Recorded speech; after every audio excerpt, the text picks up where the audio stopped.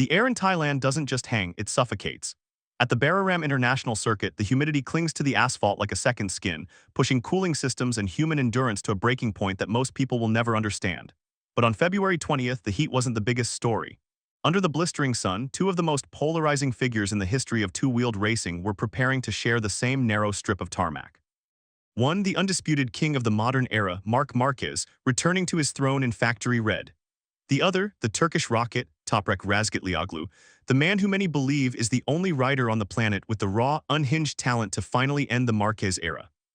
What was supposed to be a routine preseason test quickly spiraled into a psychological chess match. This wasn't just about lap times or tire degradation. This was a collision of philosophies. It was the clinical, data-driven dominance of Ducati versus the wild, rule-breaking evolution of Yamaha. As the garage doors slid open, a heavy silence fell over the paddock. Something was shifting in the hierarchy of MotoGP, and the rumors suggested that what was about to happen in Buriram would leave the entire 2026 season hanging in the balance. For Marc Marquez, the road to this moment has been paved with as much titanium as it is scar tissue. After a decade of defining what was possible on a motorcycle, the Spaniard entered the 2026 season with a new weight on his shoulders, the expectation of a 10th world title. Having finally secured the coveted seat at the Ducati Lenovo team, Marquez was no longer the underdog fighting against the machine. He was the machine, but inside the garage, the atmosphere was far from relaxed. Reports from the previous test in Sepang had already begun to circulate. Despite leading the timesheets on day one, Marquez had been uncharacteristically cautious. Insiders claimed that a late 2025 setback during surgery on his right shoulder blade had left him at less than 100%. The master of saves was suddenly riding with a calculated restraint that many fans didn't recognize. He wasn't just fighting his rivals. He was fighting the limitations of a body that had been pushed past the point of no return. In Buriram, the technical mission was clear: evaluate a massive aerodynamic overhaul and a new front-end ride height device that Ducati engineers had spent the winter perfecting. But as Marc suited up, the whispers in the paddock grew louder. Some mechanics claimed that the GP26, while faster, was nervous under heavy braking, the very area where Marc usually makes his magic. The tension was palpable.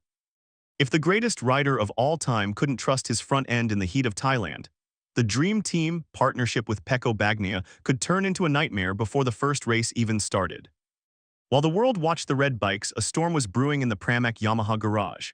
Toprak Razgatlioglu, the three-time world superbike champion, was no longer a potential prospect. He was a reality.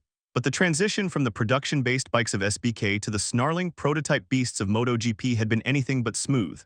After a frustrating outing in Sepang, Toprak was reportedly angry. He was 18th on the timesheets, nearly 2 seconds off the pace, and the Turkish star was losing patience with the learning curve.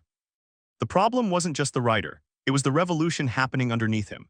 In a desperate attempt to close the gap to Ducati, Yamaha had done the unthinkable. They had abandoned their legendary inline-4 engine for a brand-new V4 prototype. It was an all-or-nothing gamble that had left the engineering team in a state of constant crisis.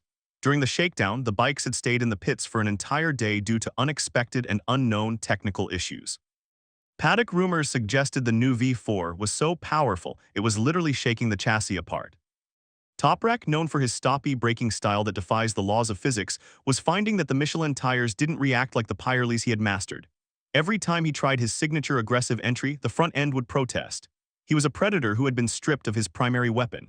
As he sat in the Buriram pits, staring at the data monitors, the pressure of being the Marquez killer seemed to be weighing on him. He knew that in MotoGP, talent is only half the battle. The other half is surviving the politics of a manufacturer in turmoil. As the clock struck noon, the track temperature at Buriram soared to a staggering 55 degrees. This is the rider killer. The circuit is a brutal sequence of long, high-speed straights followed by violent, slow-speed hairpins. It demands a level of stability that the new Yamaha V4 simply didn't have yet. Inside the Yamaha garage, the air was thick with more than just humidity. The engineers were working frantically to address a safety-related engine limitation that had forced them to cut Toprak's laps short. On the other side of the paddock, the Ducati Lenovo team was a picture of clinical precision, or so it appeared. In reality, Marc Marquez was struggling. He had suffered a fast crash at turn 1 earlier in the day, a high-speed slide that sent a jolt of alarm through the Ducati management. He had pushed the new aero package too hard, too soon, and the bike had bitten back. The Spaniard returned to the pits with a grim expression, refusing to speak to the media. The contrast was staggering. Toprak was fighting a bike that was still in its infancy, while Marc was fighting a bike that was perhaps too refined for his wild style. Some insiders suggested that the GP26 was being developed more toward Bagna's smooth, linear approach, leaving Marquez to adapt his entire life's work to a philosophy that wasn't his. As the two riders headed back out for a synchronized race simulation, the paddock held its breath. This wasn't just a test of parts, it was a test of wills. The technical battle at Yamaha had reached a tipping point.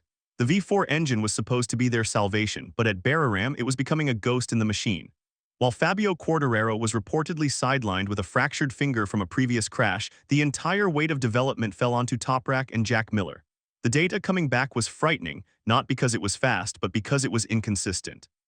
Engineers from Japan and Italy were working through the night, communicating via encrypted links to solve a vibration issue that occurred only at maximum lean angle. Toprak's feedback was blunt. The bike felt numb. In World SBK, he could feel every pebble on the track. Here, he was flying blind at 350 kilometers per hour. The Turkish rocket was being grounded by the very technology meant to make him fly. Rumors began to circulate that Yamaha might have to revert to a safe engine map for the season opener, a move that would effectively castrate their top speed advantage. For a rider of Toprak's ambition, this was unacceptable. The tension between the riders' camp and the Japanese hierarchy was reaching a boiling point. If they couldn't give him a bike that could stop, he couldn't be the rider the world expected him to be. The dream of a debut podium was starting to look like a distant fantasy. As the sun began to set over the Buriram horizon, the final hour of testing became a theater of psychological warfare. Marc Marquez, despite his earlier crash, went back out and posted a series of purple sectors. He wasn't chasing a lap record, he was sending a message. Every time he passed the Yamaha garage, he seemed to brake just a fraction later, a subtle reminder to Toprak of who still owned the braking zone title. But Toprak wasn't backing down.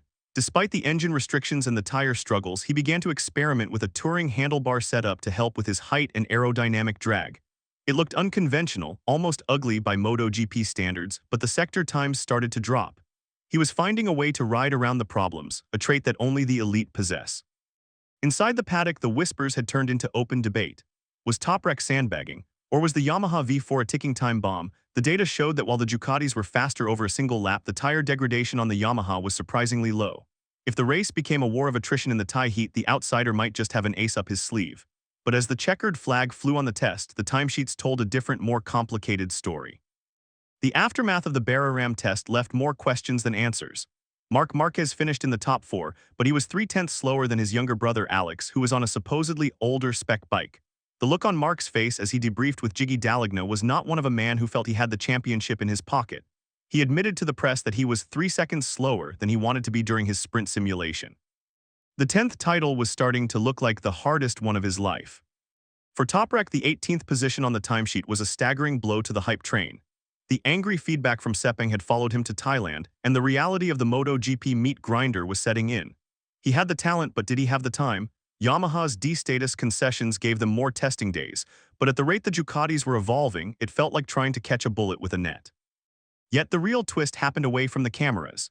Insiders at Yamaha claimed that the technical issue that had plagued them was finally understood and the solution would be ready for the first race. On the other side, Marc Marquez's shoulder was reportedly responding better than expected to the high-load braking of Buriram. The collision on the 20th wasn't the end of the story, it was merely the prologue. As the teams packed up for the season opener, one thing was certain. The hierarchy of the paddock had been shattered, and the 2026 season was about to become the most volatile year in the history of the sport. But what happened in the final minutes of that test left even his closest team members stunned, and the ripple effects would change the championship narrative entirely.